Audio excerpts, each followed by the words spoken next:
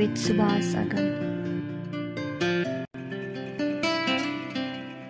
अभी रामनवमी भी आ रहा है, तो इस ये विषय में थोड़ा बात करना वांछनीय रहेगा कि समाज, आज की समाज राम के जो कहा ही जाता है कि आदर्श पुरुषोत्तम राम, लेकिन फिर भी बहुत लोग माता सीता के संबंध में जो उनका व्यवहार हुआ, जो उनको वाल्मीकि आश्रम में आना पड़ा, इस बात को लेकर, फिर अग्नि परीक्षा को लेकर, मूलतः जो उनको वाल्मीकि आश्रम में आना पड़ा, क्यों फिर उस समय आना पड़ा जब वो गर्भ से थी।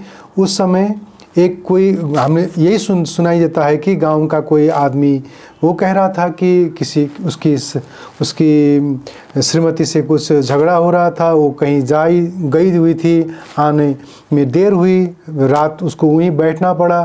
फिर दूसरे दिन आई तो वो कहता है कि राम जैसा मैं नहीं हूँ, कि राम ने तो कि 14 मतलब कितने दिनों तक रावण के यहाँ रही हुई सीता को स्वीकार लिया, हम तो ऐसा कर नहीं सकते। तो ये बात उनकी कान में पड़ी, फिर माता जी को जाना पड़ा। ये सब जो कहा जाता है, फिर एक तरफ राम राज्य को आदर्श माना जाता है।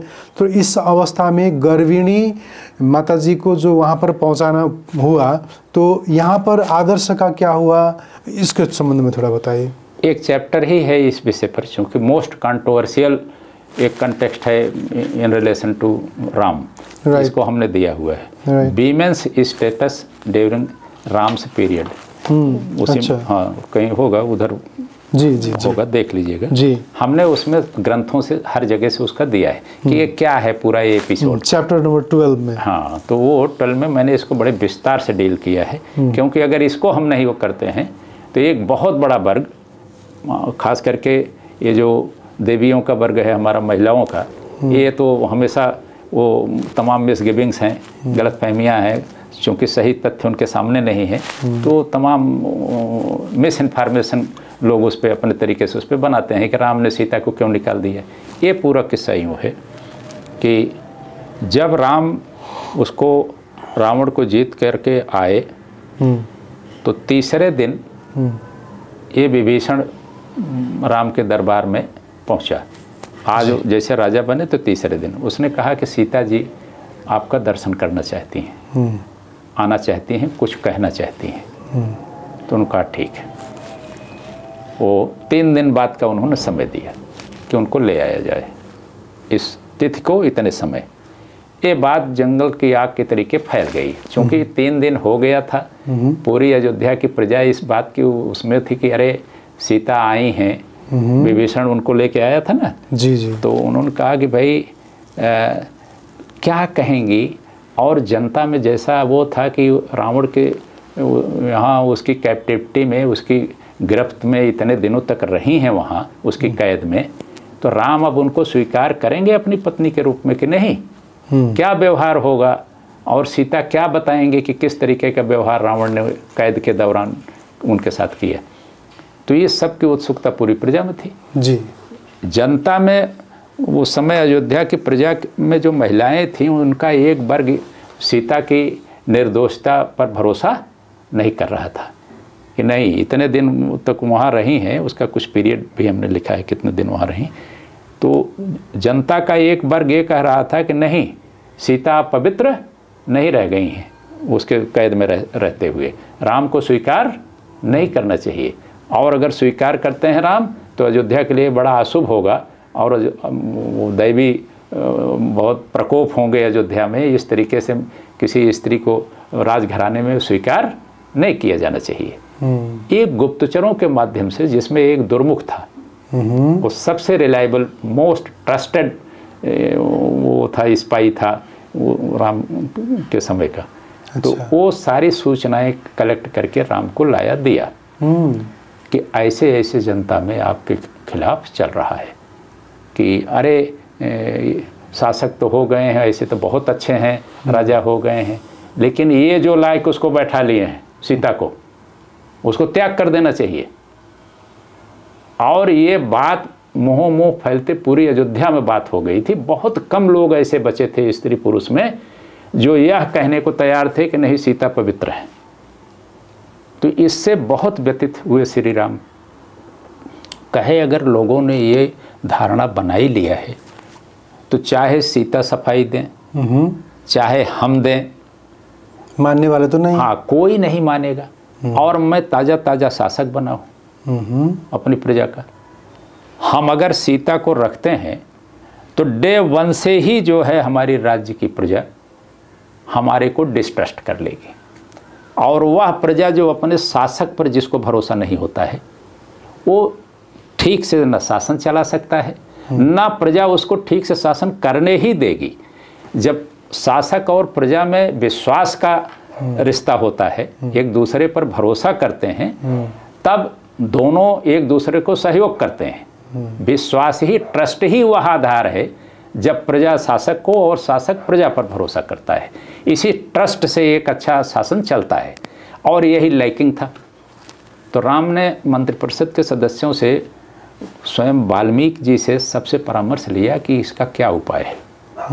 सीता जी को अगर रखते हैं यहाँ तो जनता का डिस्ट्रस्ट कैसे दूर हो, उसका अविश्वास, भले वो झूठ है लेकिन उसको कैसे ठीक किया जाए। तो वाल्मीकि ने कहा, सारे आचार्यों ने कहा कि इसको आप ठीक नहीं कर सकते हैं।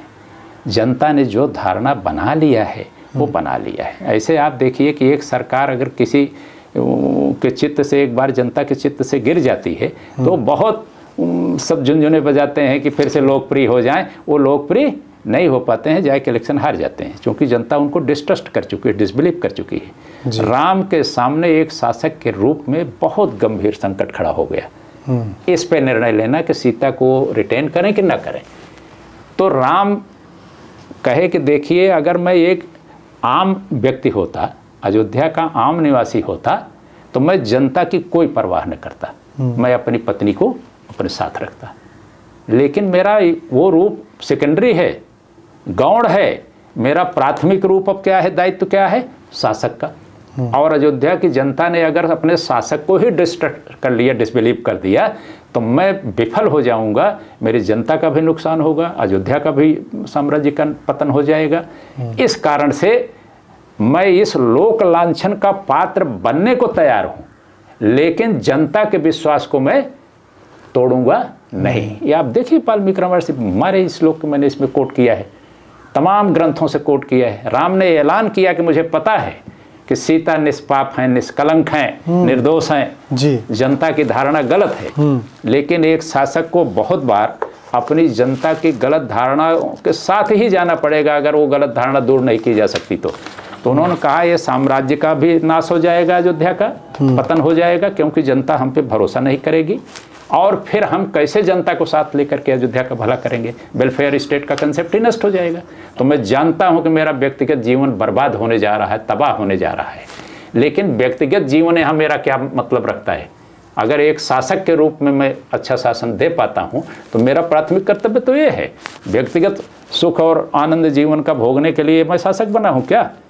जनता का सुख ही मेरा सुख है, जनता का हित ही मेरा हित है, मेरा पृथक से कोई हित नहीं है। भले ही मेरा जीवन नष्ट हो जाए, जानकी को कष्ट हो जाए। तो यह तय हुआ कि वाल्मीकि का आश्रम निकट है, ससम्मान उनको लक्ष्मण के माध्यम से और सेनापति के माध्यम से ससम्मान वहाँ भेज दिया जाए, वहीं वो शेष जीवन अपना वाल्मीकि आश्रम में बिताएंगे। यह पूरी कहानी है। इसको जनता में, लोगों में, ये जो हमारे आचार्य हैं, कथावाचक हैं, इस पे बोलने से बचते हैं। या तो अध्ययन का अभाव है, जानकारी का अभाव है। वही था। इस तरीके से जनमानस के सामने अगर ये बातें बताई गई होती, जिस तरह से अभी अब आपने बताया, क्लियर हुआ, बहुत क्लियरली आपने इसको हमने बहुत विस्तार से इसमें लिखा है, क्योंकि इस पे विदेशी लोग भी बड़ा वो एक वर्ड लाते हैं, मिसोजिनिस्ट, स्त्री विरोधी। हाँ, मिसोजिनिस्ट। हाँ, तो वो कहते हैं मिसोजिनिस्ट थे राम, स्त्री विरोधी थे। राम को क्या मान रहे हैं कि राम केवल एक पति हैं, किसी स्त्री के हस्बैंड हैं और कुछ नहीं है। अरे राम को करोड़ों ऐसी स्त्रियां हैं जिनके हित सुरक्षित करने हैं, वो एक शासक हैं। यही उसमें वाल्मीकि एक्सप्लेन करते हैं कि राम को बहुत हम लोगों ने समझाया कि हो सकता है जनता धीरे धीरे मान जाए। उन्होंने कहा कैसे मान लेगी, वो उसके तो दिमाग में बैठ गया है। अगर आप निकाल पावे उसको तो हम प्रतीक्षा कर लेते हैं, सीता प्रतीक्षा कर लें, यहीं रहें महल में कहीं, और हम उनको स्वीकार करेंगे।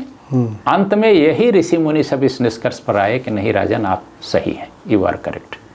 इस जनता के दिमाग से ये बात जाने वाली नहीं। जैसे आप उनको स्वीकारेंगे तो सीता आई, भरी सभा में सीता ने कहा कि जिस भी प्रकार की परीक्षा लेनी हो ले लो, मैं निष्पाप हूँ। राम ने कहा मैं जानकी जानता हूँ इस बात को, मैं भरी सभा में कह रहा हूँ, सारे मंत्रिपरिषद के लोग हैं, विद्वान लोग हैं, आचार्य लोग हैं, सबके सामने मैं ये बात कह रहा हूँ कि सीता निष्कलंक है। लेकिन मैं तुम्हारा पति ही अकेले नहीं हूँ, तुम्हारा पति बाद में हूँ मैं। अब पहले मैं इस सिंहासन पर बैठा हुआ यहाँ का शासक हूँ, इस साम्राज्य को नष्ट होने दूँ। क्योंकि जनता जैसे डिस्ट्रस्ट करेगी, हमको सहयोग नहीं करेगी, सेना हमारी सहयोग नहीं करेगी, हमारे अधिकारी सहयोग नहीं करेंगे, हम सबके निगाहों में गिर जाएंगे। तो एक निगाहों में गिरा हुआ शासक कैसे शासन कर लेगा? तो उनका मेरी व्यवस्था है, लोक लांछन को मैं जहर मान करके पीने को तैयार हूँ, लेकिन न साम्राज्य का पतन होने दूंगा, न लोगों के कल्याण को मैं वेलफेयर जो है उसको प्रभावित होने दूंगा। ये मेरी दुर्भाग्य से मेरे भाग्य में है ये कलंक। इस कलंक को स्वीकार करते हुए भी मैं अपनी जनता का कल्याण चाहूँगा और हमको सीते क्षमा कर दो। और जो ये सीता संतुष्ट होकर गई। अच्छा, रावण के जो बहन थी उसका नाक काटने का जो प्रसंग है, इसके संबंध में थोड़ा बताइए। वो हमने इसमें नहीं लिया है। हालांकि इस चैप्टर में मैंने ये कहा है कि वो एक रिवेंजफुल एक्ट था।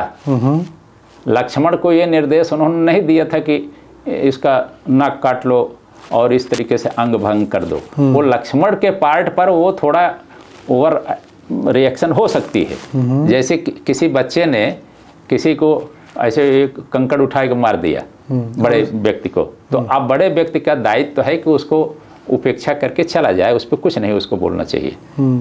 ये तो नहीं है कि आएगा बच्चे को तमाचे लगाना शुरू कर देगा। तो ये ओवर रिएक्शन नहीं करते हैं सामान्य प्रबुद्ध लोग, गंभीर लोग। यहाँ लक्ष्मण तो नहीं, वो थे क्या कहते हैं शासक, मर्यादा पुरुषोत्तम लक्ष्मण को थोड़ा माना गया है। तो ये गलती किसके पार्ट पर हुई है? ये गलती हुई है लक्ष्मण के पार्ट पर। ना लक्ष्मण शासक बने तो लखनऊ में बहुत बाद में बने हैं, तो वो अपना जैसे चलाए वहाँ चलाए। उनको मर्यादा पुरुषोत्तम का एक आइडियल ह्यूमन बीइंग का कभी उनको खिताब नहीं मिला। वो तो भैया के भक्त थे, भैया के भक्त थे, लेकिन भैया के ये निर्देश नहीं था। उनका ये था कि उसकी रक्षा करिए। रक्ष रक्ष वर्ड आता है वाल्मीकि रामायण में कि अरे उससे रक्षा करो सीता जी की। तो अब रक्षा तो उसको पुश करने से भी हो सकती थी जी, भगा देते उसको। थोड़ा सा भावावेश में आ गए, वो अनुचित था, वो नहीं होना चाहिए था। और उसको अप्रूवल भी नहीं दिया है। राम ने उस पर बहुत आक्रोश प्रकट किया था। वाल्मीकि रामायण देखिए, कंब रामायण देखिए, अध्यात्म रामायण देखिए, तमाम ग्रंथों में उसके रेफरेंस आते हैं जिस पे राम ने उसको अप्रूवल नहीं दिया, मान्यता नहीं दी है। उसको फटकार लगाई लक्ष्मण को। लेकिन है, वो घटना है, दस्तावेजों में रिकॉर्ड है, ग्रंथों में रिकॉर्डेड है। लक्ष्मण के पार्ट पर वो चूक है। अब उसको कोई राम से जोड़ के देखे तो गलत है ना। सही परिप्रेक्ष्य में उसको पढ़िए कि किसने ये काम किया और क्या उसको समर्थन दिया राम ने, क्या नहीं। न राम ने कहा था, राम ने उसको भगाने के लिए कहा था, नाक कान काट लेने के लिए नहीं कहा था।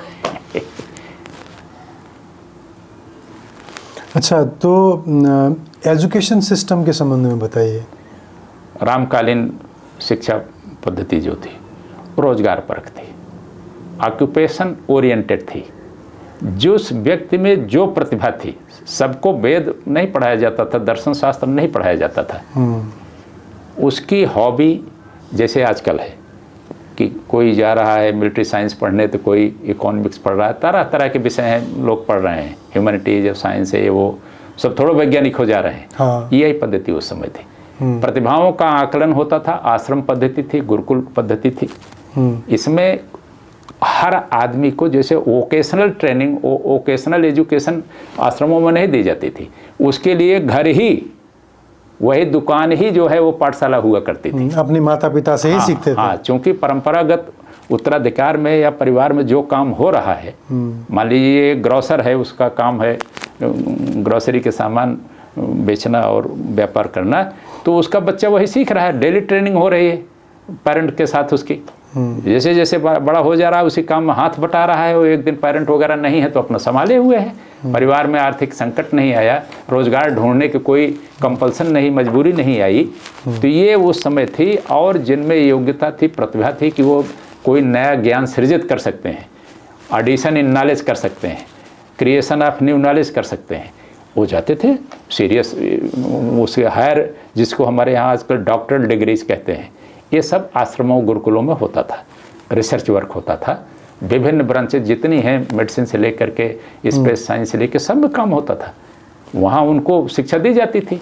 बाकी सामान्य लोगों को वो अपना परिवार का जो कारोबार है उसी में अपनी स्किल बढ़ाते थे।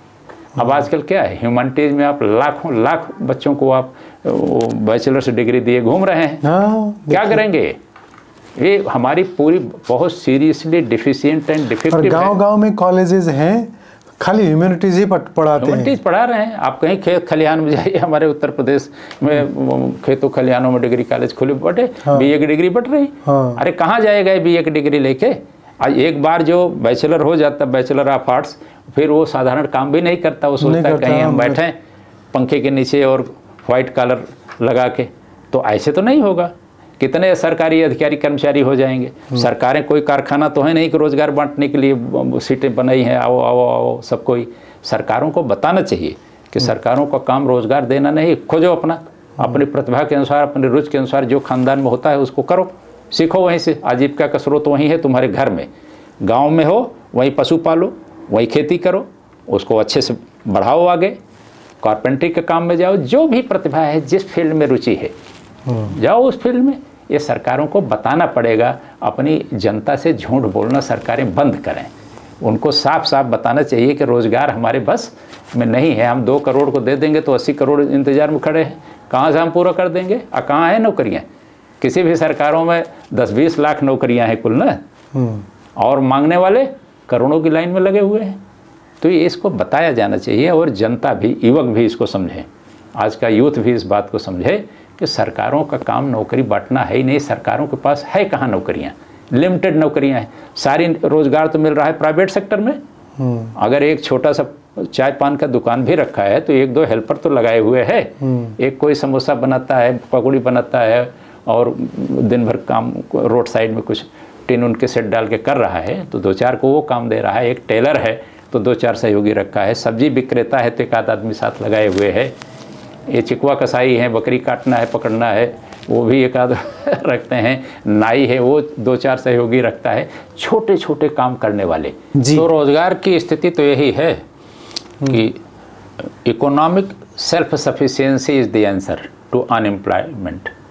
आर्थिक स्वावलंबन ही उत्तर है बेरोजगारी का। इसको भगवान के लिए सरकारें यूथ को बताना शुरू करें। भगवान राम ने जो कहा कि मैं तुम्हारा जो कल तक था वो अब तुम्हारा नहीं हूँ, मैं अब एक आम सामान्य जनता को जितना प्यार करता हूँ अब उतना ही सबको करूँगा। तो आज शासक के रूप में आज के समय में, चाहे नेपाल के हो चाहे भारत के हो, जहाँ के भी शासक को अगर नज़दीक से देखा जाए तो उनका खर्चा इतना ज़्यादा है कि क्या कहें। चाहे नेपाल के, चाहे भारत के, चाहे बाहर के शासक जो मंत्री होते हैं, प्रधानमंत्री होते हैं, उनके इतने, कॉमन वर्ड से कहे तो चोंचले होते हैं, इतने होते हैं कि मतलब क्या कहें। और उनके इर्द गिर्द के लोग भी उनसे, वो शासन में नहीं है फिर भी वो बेनिफिट ले रहे होते हैं। तो ऐसा बहुत हो रहा है। तो in the context of today, Ram Ram Ram के नाम से तो सब राजनीति चलता है। राम के नाम से ही राजनीति हो रहा है। मंदिर बनाया हमने तो कहेंगे और फिर मतलब उसी की आड़ में राजनीति कर रहे हैं। How you see the rulers of contemporary time learning from Ram? If you intend to say कि name of Ram is being used in present day politics to gain political mileage over the political opponents, it may be true to a certain extent, but it's not wholly correct. You know कि Ram is the symbol of your civilization, your culture. He is your super identity. What is Ram and what is Hindu? If you refer to Ram, then you will have to know who is Hindu and what is Hindutva. So in this entire Indian subcontinent, there was a civilization that is called Vedic civilization. जी With the distortions in the phrases, in the words, and with the passage of time, this Vedic civilization later on came to be known as Hindu civilization. And it had dominated this entire Indian subcontinent. All the neighboring countries, this Nepal, Maldives, and there are 14 countries. Indonesia तक Indonesia is also one of them. These were dominated by Hindu civilization. जी जी जी And you know कि whose icon is Ram? Whose cultural icon, civilizational icon is Ram? Of Hindus. All those geographical denominations where the Hindu civilization existed, Right. Ram was there. So Ram is the symbol of word Hindu. Hindu is nothing if it is kept away from Ram. Ram is not an icon of Islamic world, Christian world, but he is of course the tallest icon of Hindu civilization. And once this civilization was spread up to these 14 countries, which are now sovereign nations around India. So minus Ram, you lose your cultural and civilizational identity. So if you see कि Ram, in Ram's name, certain national objectives are to be achieved, what is wrong into it? Those who oppose कि Ram's name should not be taken in politics. Why? Ram dominates every bit of your public life, private life. आपने यहाँ पर Ram as a game changer in Indian politics भी लिखा है. Yes, yes. I have deliberately given that chapter because there is a lot of controversy around. My research work in this book of mine is confined to Ram. His glory, his performance as a ruler. I have not examined the performances of contemporary politicians, whether it is Nepal or India or anywhere else. Since I have not launched any study of the lifestyle, of the functioning of individual rulers, whether it is my country or it's your country, Nepal. So I find myself unable to say anything authoritatively on it. ठीक. अब diplomacy के संबंध में बता दीजिए, राम के समय में डिप्लोमेसी कैसा था? The status of diplomacy during Ram's period was that you just take the example of आप हिंदी में ही आ जाइए. Sri Lanka. What happened to Sri Lanka after Ravana was killed and this Vibhishana was installed as the new king of Lanka? Ram could have annexed the Lanka. जब रावण मारा गया तो उसके बाद vacuum हो गया, शून्य हो गया वहाँ राजनीति में, साम्राज्य में. किसी न किसी को तो उस साम्राज्य को संभालना था. राम के सामने विकल्प क्या थे? उन्होंने अपने शत्रु को मारा था. अब इसी चैप्टर से ये भी बता दीजिए कि राम का राज्य कहाँ तक था? हाँ, वो डिप्लोमेसी से ही उसको हम बता रहे हैं कि राम के सामने विकल्प क्या थे रावण के मारे जाने के बाद. वो चाहते तो उसको विभीषण को जिस आश्वासन पर उन्होंने अपने साथ जोड़ा था कि तुमको ये तुम्हारा ये जो वो है पीड़ा देने वाला बड़ा भाई, इसको मारने के बाद तुमको हम राजा बना देंगे. एक तो उनका कमिटमेंट था, अश्योरेंस था उसको, और दूसरा ये था इसको ना वो पूरा करते कि चूंकि शत्रु का ही तो भाई था, उस समय धोखा देकर मान लीजिए मिला लिए होते. अब फिर कहते कि हम अपना अयोध्या का ही कोई आदमी अब वहाँ शासक बना दे रहे हैं, राजा बना दे रहे हैं. लेकिन ऐसा उन्होंने नहीं किया जी.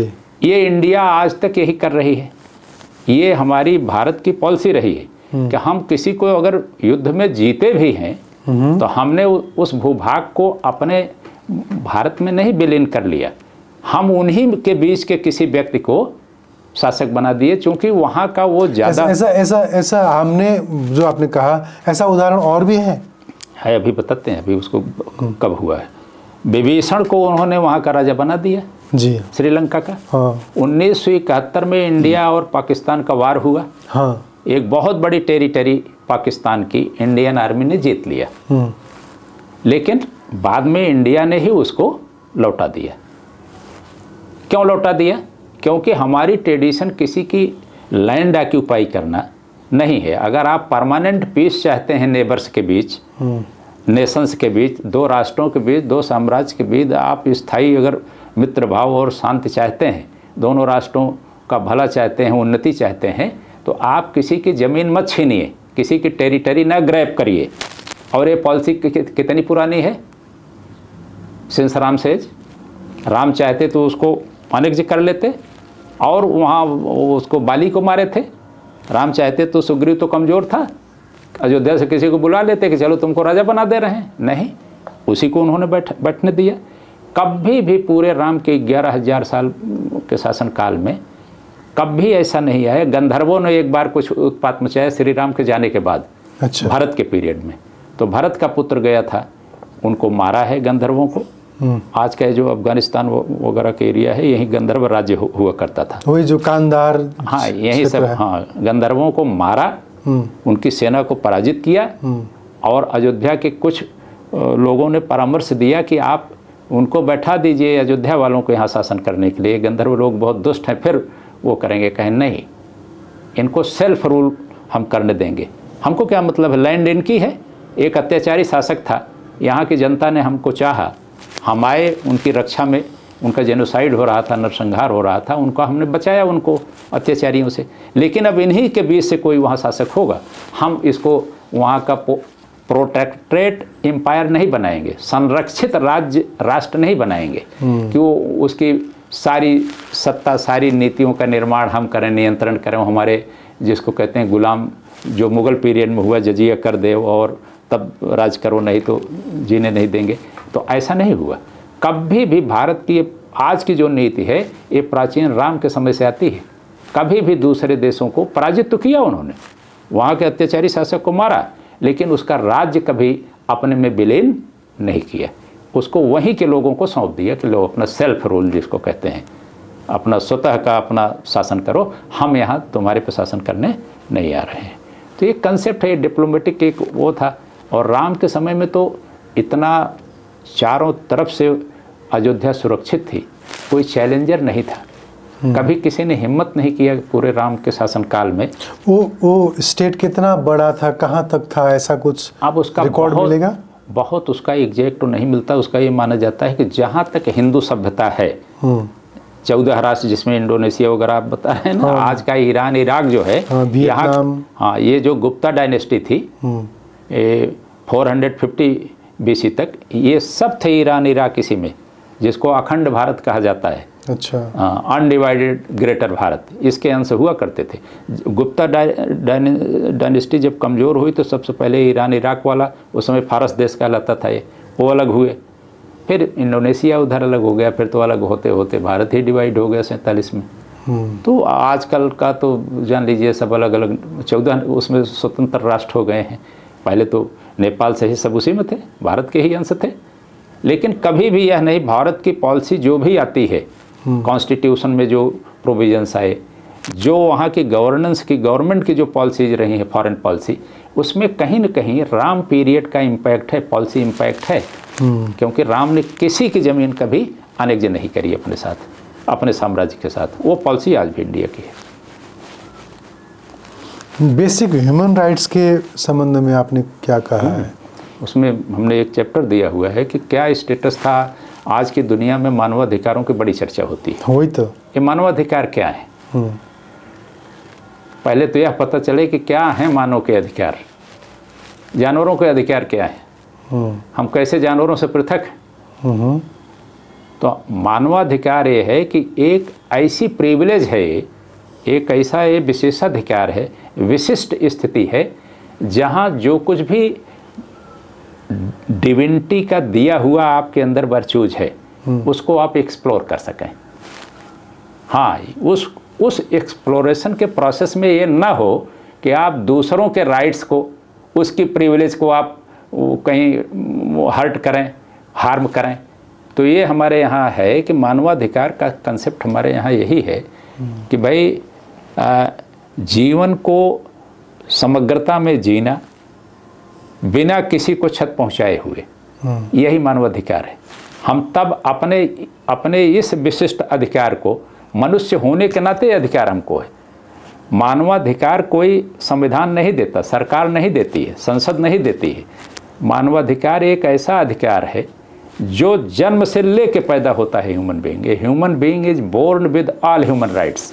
कितने ह्यूमन राइट्स हैं? अगर आज की भाषा में हम बोलें तो 10 दिसंबर 1948 को संयुक्त राष्ट्र संघ ने एक यूनिवर्सल चार्टर अडॉप्ट किया था, that is popularly known as universal charter of human rights. उसमें 30 मानवाधिकार आते हैं। Right to life, right to personal liberty, right to education, right to marry, right to move, right to trade and business, ये तरह तरह की, right to religion सब उसी में आते हैं, right to speech and expression. तो इस तरीके से 30 राइट्स हैं। ये पूरे के पूरे राम एरा में थे।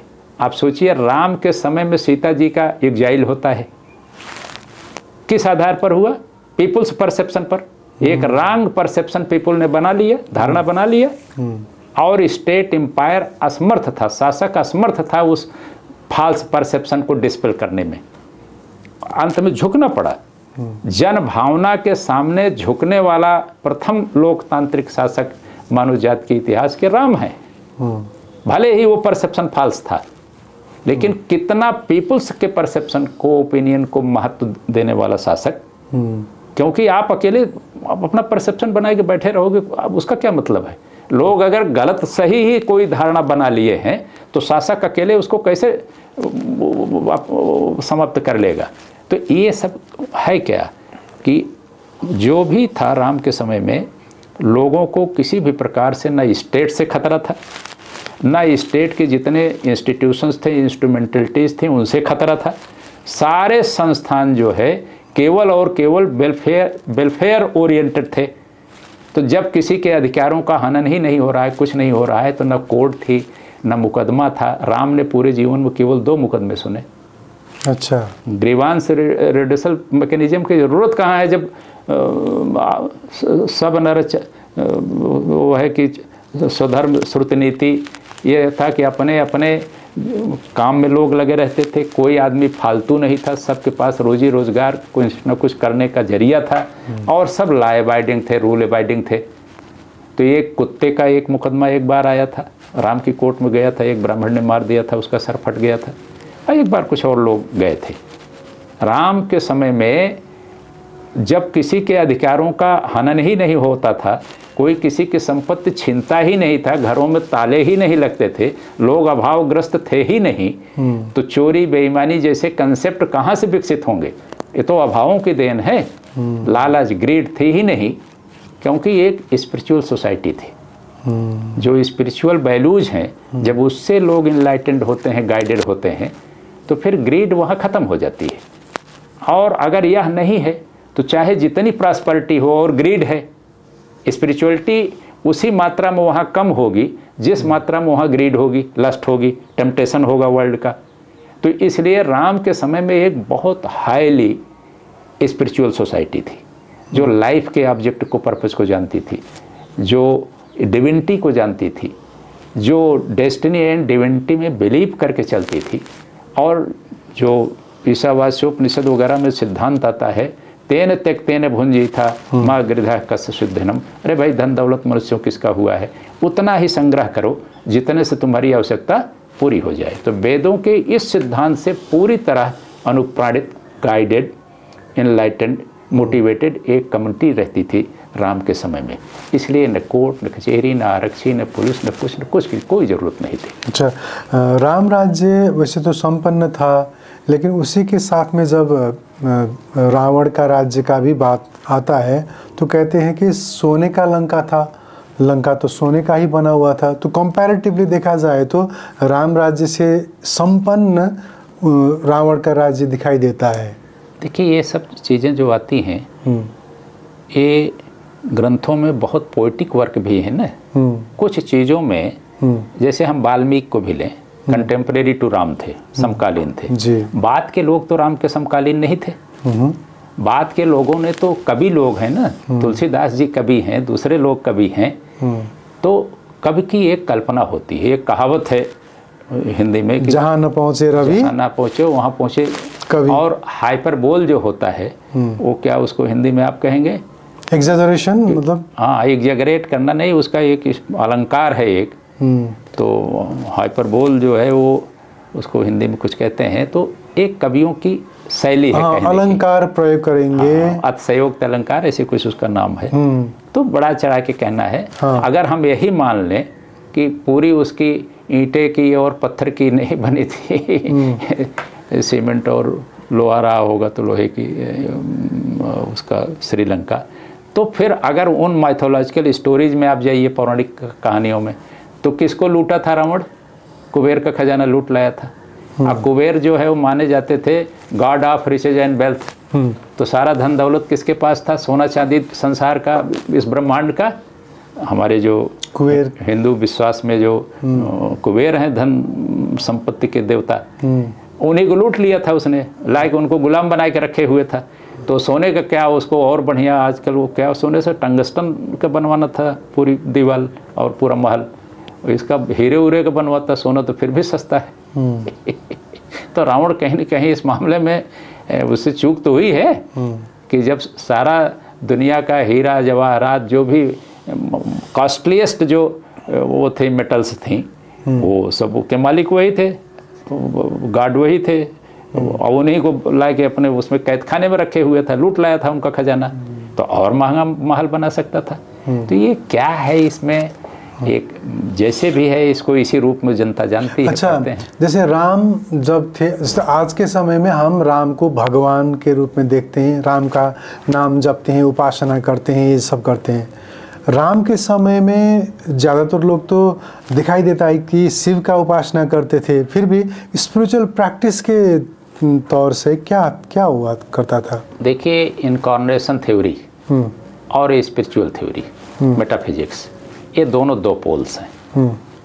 अगर आप जैसे धर्म की बात करिए तो क्या धर्म उस रूप में है जिस रूप में जनता जानती है? हमारे शास्त्रों में वर्णित एग्जैक्टली उस संबंध में इस किताब से भी आप थोड़ा रेफरेंस दे दीजिए। बहुत विस्तार से मैंने लिखा है। आपका एक ये भी किताब है, तो इस किताब में आप हिंदुत्व क्या है, इसके चैलेंजेस क्या है, इसके संबंध में बात कहा है, तो थोड़ा इसको भी जोड़ के बोल दीजिए कि धर्म के संबंध में जो अभी आपने प्रश्न उठाया, थोड़ा उसको और खोल दीजिए। देखिए, हमारे यहाँ धर्म शब्द जो है ये नोबलेस्ट ह्यूमैनिटेरियन वर्च्यूज का नाम है, जो बहुत उदात्त श्रेष्ठतम जो आचार विचार के व्यवहार के जो सद्वृत्ति हैं, वर्च्यूज हैं, इनका नाम धर्म है। धर्म किसी क्रिया का, इस तरीके की क्रियाओं का नाम नहीं है।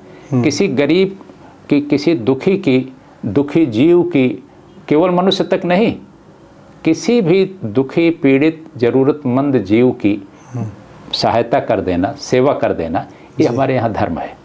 मठ मंदिर तक जाना, ये पुस्तक पढ़ना, वो पुस्तक पढ़ना, इस तरीके से उपासना का प्रकटीकरण करना, आस्था का प्रकटीकरण, धर्म यहीं तक सीमित हमारे यहाँ नहीं है। धर्म की प्रथम परिभाषा अथर्ववेद में आती है, कणाद ऋषि ने किया था अथर्ववेद में। वो मंत्र यूँ आता है कि यतो अभ्युदय निश्रेय सिद्धि सधर्म। धर्म उस क्रिया को, उस चिंतन को, उस व्यवहार को, माने conduct and behaviour and action को कहते हैं, जिससे इहलोक परलोक दोनों में कल्याण हो। इहलोक क्या है? इस पूरा यूनिवर्स जितना विजिबल टेंजिबल यूनिवर्स है, इहलोक है, माने this visible and tangible universe इहलोक कहलाता है, प्रत्यक्ष दिखने वाला संसार। और परलोक क्या है? कल्पना है कि कहीं हेवेंस हैं, हम उसको कह लें कि एक स्पिरिचुअल एम्पायर है, डिवाइन एम्पायर है, गॉड्स एम्पायर है। वहाँ कैसे कनेक्ट करेंगे? मैटर से क्या, इस बॉडी से क्या? नो, वहाँ तो एब्स्ट्रैक्ट को एब्स्ट्रैक्ट कनेक्ट करेगा। इस ग्रॉस बॉडी में which is made of matters, इसमें कहीं न कहीं इनविजिबल सोल है, स्पिरिट है, यही बोल रही है, यही परसीव कर रही है, यही संसार और संसार से परे जो कुछ है इसी का वो साक्षी है, देखती। ये जो इनविजिबल इनटेंजिबल सोल है, इसी से कनेक्ट होता है सुपर सोल गॉड। तो ये दो एम्पायर्स हैं हमारी इंडियन फिलॉसफी के नज़रिए से जी। एक जो है ये फिजिकल एम्पायर है, मटेरियल एम्पायर है जिसको संसार कहते हैं, और एक जो है ब्रह्मलोक है जिसको हम स्पिरिचुअल वर्ल्ड कहते हैं, गॉड्स एम्पायर कहते हैं। तो ब्रह्मलोक बनाम संसार, माया का संसार, तो ये दो के बीच में संतुलन बना के चलना। हम संसार में भी तो हैं, इस ग्रॉस बॉडी से संसार में सारे काम कर रहे हैं, अब फिर हम कहें कि नहीं हम संसार में नहीं हैं। अरे ये बॉडी ही इसी में सोल है, जिस दिन इससे पृथक होगी वो अपने उसमें चली जाएगी सोर्स में जहाँ से आई हुई है। अदरवाइज़ तो जब तक है तभी तक इस बॉडी का मतलब है। तो हम संसार में भी हैं लेकिन संसार तक ही सीमित नहीं है, संसार से परे का भी चिंतन और वो परसीव करते हैं हम जो कुछ है। तो ये दोनों के बीच सामंजस्य बना के चलने का जो दर्शन विकसित हुआ है भारतीय ज्ञान परंपरा में, दर्शन परंपरा में विद्वानों द्वारा, इससे दोनों को मिला करके ही जीवन की पूर्णता है। हमारे यहाँ धर्म, अर्थ, काम और मोक्ष, 4 मेजर गोल्स ऑफ लाइफ, जिसको पुरुषार्थ चतुष्टय कहा गया है। हाँ। जीवन की पूर्णता इसमें है। तो वो कहते हैं धनात् धर्मः ततः सुखम। वो कहते हैं सुख फुख कुछ नहीं है, जब तक धर्म नहीं करोगे सुख की कल्पना धन से मत करो। धन माने प्रॉस्पेरिटी, जो कुछ भी है यहाँ मैटर संसार में यही सब धन है, केवल मनी ही धन नहीं है, सब धन ही धन है यहाँ, और ये तुम्हारा कुछ नहीं है। इसमें डिटैचमेंट इन्वेस्ट करो, अटैचमेंट नहीं। दुनिया में घूमो खूब, हर प्रकार का रूप धारण करके घूम रहे हो, घूमो, लेकिन इतना याद रखो कि यही तुम्हारी शरीर जो है, ये ग्रॉस बॉडी ही इसमें इंडल्ज कर रही है। वो जो तुम असली वाले हो, जो इनविजिबल है, जिसको तुम भी नहीं ठीक से जानते, बाहरी क्या जानेंगे, सेल्फ सोल, योर स्पिरिट, वो इंडल्ज इसमें न करे, वो साक्षी भाव से संसार को देखे करे। तो हमारे यहाँ धर्म उन अर्थों में कभी नहीं रहा है जिन अर्थों में आजकल धर्म बताया जा रहा है। इवन कॉन्स्टिट्यूशन ऑफ इंडिया में भी धर्म, religion word is not representative of word धर्म। धर्म एक बहुत विशाल उदात्त अवधारणा है। उसको और सरल शब्दों में हम कहें तो ideal code of conduct of humans is धर्म। शिवपुरी बाबा ने उसी को ही स्वधर्म कहा था। हाँ, बहुत सारी बातें अब उसकी और हम व्याख्या में जाएंगे। हाँ, तो फिर तो एक बात बता दीजिए, राम राज्य में जो कास्ट सिस्टम के संबंध में भी कुछ कहते हैं लोग कि कास्ट, वैसे तो उन्होंने सबरी की बेर खाए थे, जूठा बेर भी खाए थे, फिर भी कास्ट सिस्टम को लेकर भी राम को लोग ताने। राम के समय में वर्ण व्यवस्था थी, जाति व्यवस्था नहीं थी। ये दोनों अलग अलग कंसेप्ट हैं। वर्ण वाज ऑक्यूपेशन ओरिएंटेड। हाँ। ये अगर आप जाइए ऋग्वेद में जाइए तो प्रथम रेफरेंस वहाँ से मिलेगा, oldest text available with the humanity जी ऋग्वेद है। तो वहाँ क्या है कि चातुर्वर्णमय सिस्टम गुण कर्म विभाग से भगवद गीता कहती है। तो वहाँ से भी यही आता है कि भाई ये संसार की व्यवस्था, समाज की व्यवस्था चलाए रहने के लिए अगर इस तरीके से ऑक्यूपेशन का विभाजन ना होगा, काम का विभाजन ना होगा, तो क्या एक सोल्जर जो है वो वैज्ञानिक हो जाएगा, डॉक्टर हो जाएगा, या एक डॉक्टर जो है जनरल हो जाएगा आर्मी का, क्या एक पॉलिटिशियन क्या एकेडमिशियन हो जाएगा क्या? सबका काम का क्षेत्र अलग अलग है ना, अलग है। उनकी प्रतिभा, एलिजिबिलिटी, क्वालिफिकेशन। तो ये हमारे यहाँ वर्ण शब्द जो है कभी जात सूचक नहीं था। जाति आई है धीरे धीरे। हुआ क्या कि मान लीजिए उदाहरण से हम ये लें कि एक विद्वान व्यक्ति था, एक आचार्य था जी, जो दर्शन शास्त्र पढ़ाता था। समाज उसका सम्मान करता था क्योंकि वो एक फिलासफर था, एकेडमिशियन था। वो मर गया। हाँ। उसका बेटा नालायक था, वो फिलासफी का ABCD भी नहीं जानता था। लेकिन अब चूंकि उसी फिलासफर का, उसी आचार्य का, सम्मानित पूज्य आचार्य का बेटा था, इसलिए समाज ने उसको भी सम्मान दिया। उसको भूखों नहीं मरने के लिए छोड़ दिया। भले वो नालायक था, सब स्टैंडर्ड उसके कंडक्ट एंड बिहेवियर थे, लेकिन उसको सम्मान ही दिया। हाँ। तो यही धीरे धीरे हुआ क्या, with the passage of time, ये हमारा जो ऑक्यूपेशन रिलेटेड आइडेंटिटी थी, जिसको वर्ण कहते हैं, यही कन्वर्ट हो गई, अल्टर कर गई, कंडेंस कर गई इनटू कास्ट। और दुर्भाग्य से आज वही है। अब फिर से इसका करेक्शन का प्रोसेस शुरू है। एक बात बता दें, अब वही सम्मान पा रहे हैं जो किस कास्ट के हैं इसका ज़्यादा मतलब नहीं है, जिनका कॉन्डक्ट, बिहेवियर और जो प्रो पीपुल हैं, प्रो सोसाइटी हैं, जिनसे लोगों का भला हो रहा है। अब जैसे एक डॉक्टर है, बड़ा स्किल्ड है, बड़ा फेमस है, उसका बड़ा नाम है, कोई जात पूछ के जा रहा है क्या उसके पास? उसकी स्किल, उसकी प्रतिभा, उसकी क्वालिफिकेशन देख करके जी किसी भी कास्ट कम्युनिटी का आदमी वहाँ लाइन लगाए हुए जा रहा है। हाँ। एक टीचर है यूनिवर्सिटी में या कहीं पढ़ा रहा है, बड़ा पॉपुलर है, एक कोचिंग सेंटर खोले हुए है, बहुत अट्रैक्शन है वहाँ, एडमिशन लेने की भीड़ मची हुई है। खान सर बहुत फेमस हो रहे हैं। खान सर फेमस है वहाँ। तो मोस्टली हम समझते हैं 99% हिंदू बॉयज ही उसके यहाँ से कोचिंग लेते हैं, क्योंकि very very popular, efficient and competent fellow. तो इस तरीके से हमेशा भारत में प्रतिभा की पूजा हुई है, कौशल की पूजा हुई है, क्वालिफिकेशन की पूजा हुई है। ये दुर्भाग्य से बीच में कुछ इसमें अप्स एंड डाउन्स हुए हैं, वो उसका करेक्शन प्रोसेस शुरू है। और मैं समझता हूँ this century is decisive century for Bharat, for the Hindu civilization, और एक करेक्ट होगी ऐसा हम समझते हैं कि क्योंकि जो लोगों ने बिगाड़ा उन्हीं लोगों ने आगे आके इसका करेक्शन शुरू कर दिया है, तो हो जाएगा करेक्शन और एक बड़ी रोबस्टली हिंदू सिविलाइजेशन फिर से उभर के आ रही आएगी। तो बहुत अच्छा लगा आपसे बात करके, और राम राज्य के संबंध में जितना भी आप बता रहे हैं और सुनने को और जानने को मन कर रहा है। फिर भी इंटरव्यू बहुत लंबा हो जाएगा, इसीलिए thank you very much for your time. बहुत अच्छा लगा आपसे मिलकर। आपका जो ये अध्ययन है बहुत rigorous, mindful, really wonderful, enlightening है। अंत में राम को भगवान मानना है या राम को खाली एक शासक मानना है, राम से क्या सीखना है? आप एक हिंदू होकर भगवान की तरह भी देख सकते हैं, दोनों मानना है, और आप जज भी हैं, आप न्यायफुल्ली, लॉफुल्ली भी देखते हैं। आपका अंत में क्या कहना है?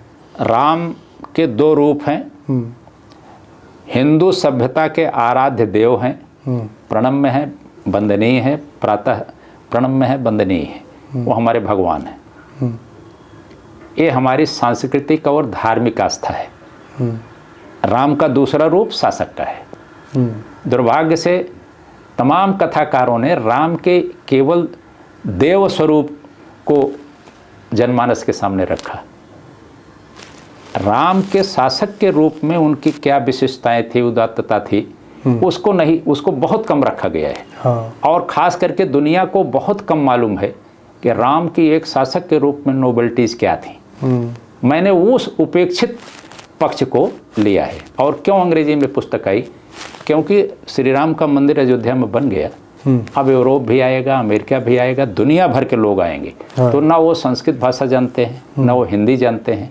राम का ज़्यादातर साहित्य जो सुलभ है उत्तर प्रदेश या अयोध्या में, वो या तो संस्कृत में है, वाल्मीकि वगैरह की रामायण है, या तुलसीदास जी वगैरह की हिंदी में है। दक्षिण भारत में जाइए तो दूसरे प्रांतों में अलग अलग भाषाओं में भी रामायण सुलभ है। तो वो किस रूप को ज़्यादा लोग जानते हैं? राम के भगवान के स्वरूप को, उनके देव स्वरूप को, राजा शासक के स्वरूप को उभारने के लिए अब खास करके यूरोप और अमेरिका भर को जितने इंटेलेक्चुअल कम्युनिटी है, अकेडमिया है, इंटेलिजेंसिया है, ये राम को किस रूप में जाने। एक छोटा मोटा साहित्य अयोध्या आने पर लेना चाहे राम के बारे में तो संस्कृत का ग्रंथ तो नहीं पढ़ लेंगे, वो हिंदी की पुस्तक तो नहीं पढ़ के कुछ जान पाएंगे, भाषा की प्रॉब्लम आएगी। तो मैंने इसीलिए जो यूनिवर्सली जो चीज़ अवेलेबल है, जो नॉलेज यूनिवर्सल इंटरेस्ट का है, जैसे पॉलिटिक्स है, पूरी ग्लोब, पूरी दुनिया का इंटरेस्ट है पॉलिटिक्स में, सिस्टम्स ऑफ गवर्नेंस पूरी दुनिया को वो है, डेमोक्रेसी है, इंस्टीट्यूशंस हैं, फंक्शनिंग ऑफ जियो पॉलिटिक्स है, ये सब सारी दुनिया के इंटरेस्ट का विषय है, भाषा उसकी चाहे जो हो। इसलिए हमने राम के चरित्र से जुड़े हुए, शासक चरित्र से जुड़े हुए ऑथेंटिक मटेरियल को इस बुक में स्थान दिया है कि चाहे जो पढ़े एक बार इस बात से कन्विंस हो कि इस पुस्तक में कोई बात ऐसी नहीं आई है जिसके सपोर्ट में कोई न कोई एविडेंस हमने रेफर नहीं किया है। उसके सोर्सेस अवेलेबल हैं। अगर किसी को क्वेश्चन करना है तो उस सोर्स को जाओ क्वेश्चन करो। क्वेश्चन करना है तो वाल्मीकि रामायण को क्वेश्चन करो, हम वाल्मीकि नहीं हैं। जो वाल्मीकि को डिफेंड करते हो जाए उनसे पूछें। तुलसीदास ने क्यों ऐसा लिखा, जाओ तुलसीदास पे जो हजारों लोग कथा कर रहे हैं जाओ उनसे पूछो। हम वहाँ से रेफरेंस ले रहे हैं जी, हम उनके अलग से उन पर नहीं क्वेश्चन मार्क लगाएंगे। हमारे पास जितने हमारे प्रामाणिक ग्रंथ सुलभ हैं हम वहाँ से ले रहे हैं। अगर कोई रामायण पर, वेदों पे, उपनिषदों पे क्वेश्चन मार्क लगाएगा तो दुनिया की दूसरी सभ्यताओं में जो ग्रंथ धार्मिक विश्वास के उपलब्ध हैं वो एको बचेंगे, उन पे नहीं क्वेश्चन मार्क लग सकता क्या? तो कुछ चीज़ें विश्वास की हैं, फेथ की हैं। गॉड है, ये मैटर ऑफ फेथ ही तो है। हमारे में सोल है, soul speaks out to the outside world, ये एक बिलीफ है ना। हम इसी को डिमोलिश कर दें तो फिर आगे कैसे बढ़ेंगे? तो हमको कहीं न कहीं फेथ से स्टार्ट, ट्रस्ट से स्टार्ट करना ही पड़ेगा। आप इनफाइनाइट में जा कर के, वाइड में जाके नहीं किसी थॉट को आप क्रिएट कर सकते, आर्टिकुलेट कर सकते। तो ये जो पूरा कंसेप्ट है हमको मानना ही पड़ेगा कि हमारे प्राचीन ग्रंथों में जो सामग्री दी हुई है उसका कोई सोर्स है, जिसने भी उसको रिकॉर्ड किया है, जितने हजार वर्ष पहले लिखा है। आज के ज़माने की जैसा तो हाल तब नहीं था, चुनौती उनके सामने कि एक ने कुछ कहा तो हजार जने उसको क्वेश्चन मार्क लगाने दौड़ पड़ेंगे। उस समय तो कोई भी लिख रहा है अपने आश्रम में बैठ के, अपने घर पर बैठ के लिख रहा है, कोई क्वेश्चन नहीं करने वाले होते थे। ग्लोबल राम में जो आपने राम को देखा, राम का पॉलिटिक्स, राम का रेजीम में जो शासन जैसे हुआ, वो देख के आज का जो शासन पद्धति है, चाहे किंगडमशिप हो या किंगडम ना हो, तो भी क्या लगता है आपको राम का जो राम राज्य शासन प्रणाली था, जैसे करपात्र जी महाराज ने भारत में बहुत बड़ा मुहिम छेड़ा था कि राम राज्य फिर ले आना है, पर राम राज्य परिषद था, तो क्या लगता है आपको राम राज्य आ सकता है अगर अच्छा शासक हो तो? देखिए, मानव स्वभाव रहा है, मानव जात की हमेशा इच्छा रही है, प्रयास भी रहा है, जब से ज्ञात इतिहास है मानव जात का, उच्चतम आदर्शों की ओर जाना। वहाँ तक पहुँच ना पाई हो मानव सभ्यता, वो अलग बात है, लेकिन मानव सभ्यता हारने वाली चीज़ नहीं है। मानव जात कभी पराजय नहीं स्वीकार करती जी। थक हार के निराश होकर नहीं बैठती है। तो हम समझते हैं कि अगर राम के समय में 11,000 वर्षों तक इतना आइडियल रूल था और तमाम ऐतिहासिक कारणों से मान लीजिए वो छिन्न भिन्न हुआ, तो फिर से वो कंडीशंस क्रिएट क्यों नहीं हो सकती, और हो सकती हैं तो उसके तरीके क्या हो सकते हैं? अगर हमें चाहें कि अभी इसी 21st सेंचुरी के 2025 में हो जाए, 2040 2050 तक हो जाए, हो सकता नहीं हो सकती, इस पूरी सेंचुरी में ना हो पावे। लेकिन क्या हमको ये मान करके पेसिमिस्टिक हो जाना चाहिए? जबकि हमारे ही लैंड पर, हमारे ही देश में एक महान शासक ने कभी शासन व्यवस्था के उन उच्च आदर्शों को स्थापित किया जहां लोग 100% सुखी थे, संपन्न थे, और जीवन का जो उद्देश्य है मानव का वो उसको पूर्ण करते थे। तो वो आइडियल कंडीशन की तरफ हमें प्रयासरत तो रहने चाहिए। अब कब हो पाएगा ये ऑथेंटिकली बहुत वो क्या कह लीजिए कि कैलकुलेशन ज्योतिषी जैसा निकाल के बता पाना एक किसी के लिए संभव नहीं है, मेरे लिए भी नहीं संभव है। लेकिन मैं समझता हूँ कि अगर हम उस उच्चतम बिंदु तक ना भी जाएं राम राज्य की अवधारणा के, तो उसके आसपास भी अगर कहीं पहुँचते हैं प्रयास करते करते तो बहुत बड़ी बात होगी। अगर हमें कहने के नहीं अरे राम राज्य का कंसेप्ट तो तब का था, वो तो डिवाइन इनकारनेशन थे इसलिए कर लिए, हम तो मॉर्टल ह्यूमन बीइंग हैं, हम नहीं कर पाएंगे, नो। उन्होंने इसको अप्लाई किया था मॉर्टल ह्यूमन बीइंग्स पे ना, जो भी नीति सिद्धांत बनाए, क्या भले वो डिवाइन थे, क्या अपने लिए बनाए थे? उन्होंने तो मॉर्टल ह्यूमन बीइंग्स पर इसको अप्लाई किया। तो उन्हीं नियमों को अगर हम ये कह रहे हैं, जैसे एक बोले आर्थिक स्वावलंबन, तो आर्थिक स्वावलंबन आज भी तो यही असलियत है कि अगर लोगों को सुखी देखना है तो हर हाथ को काम चाहिए।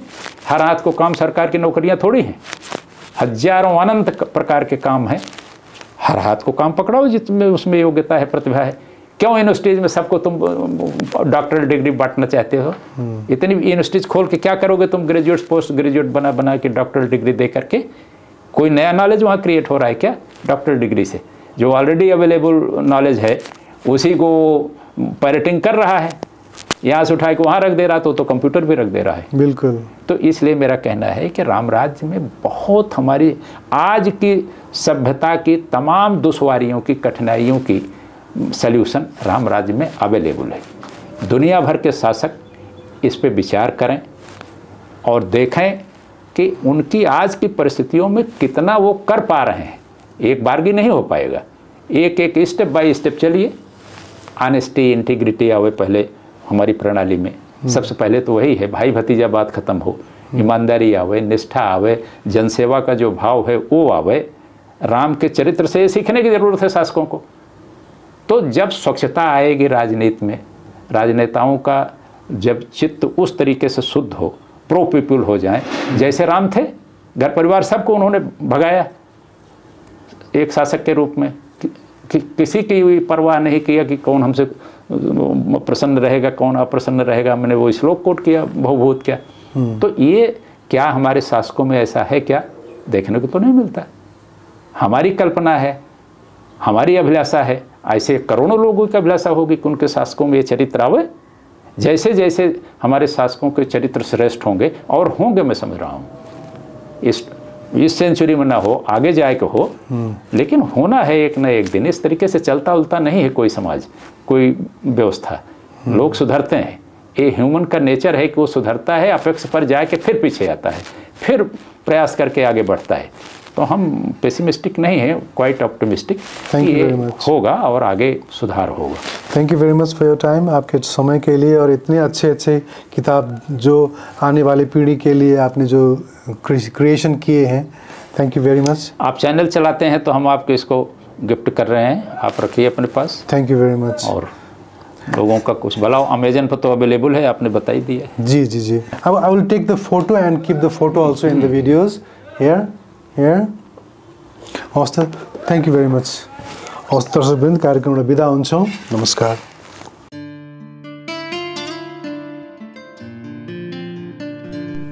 The Secrets of Life with Subhas Agam।